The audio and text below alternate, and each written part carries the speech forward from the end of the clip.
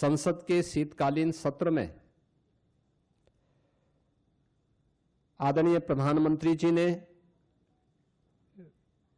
विकसित भारत की संकल्पना को आगे बढ़ाने के लिए देश की आधारभूत इकाई ग्रामीण क्षेत्र में अस्थायी इंफ्रास्ट्रक्चर और रोजगार सृजन के लिए जो महत्वपूर्ण कदम उठाए हैं वह एक नए अधिनियम के रूप में,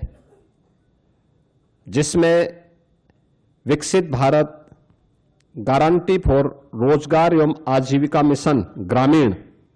एक्ट 2025 इस बात को लेकर के एक महत्वपूर्ण अधिनियम पारित हुआ है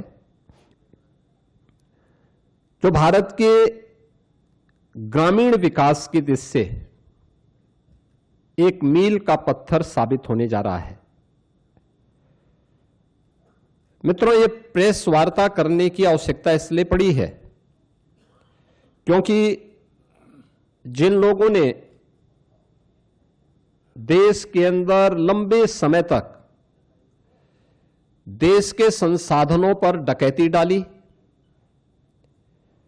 देश के एक गरीब को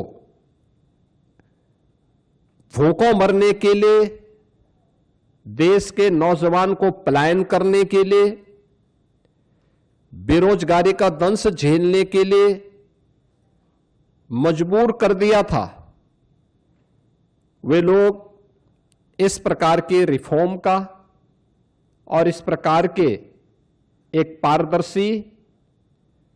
और ग्रामीण भारत के विकास का और विकसित भारत की संकल्पना का समर्थन करेंगे तो कहीं उनकी पोल न खुल जाए, क्योंकि फिर जनता जनार्दन उनसे प्रश्न करेगी कि आखिर तुम्हें भी तो मौका मिला था, तुमने ये क्यों नहीं किया।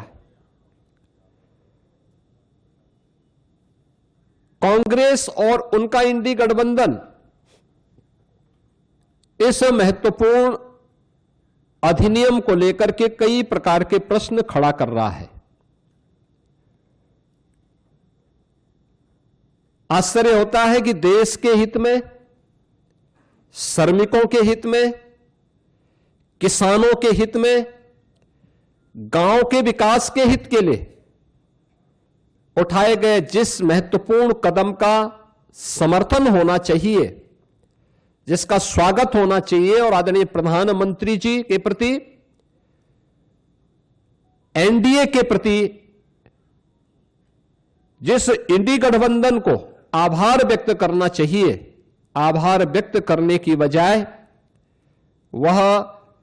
भ्रष्टाचार को प्रोत्साहित करने के अपने पुराने कारनामों को ही खुल के समर्थन कर रहा है।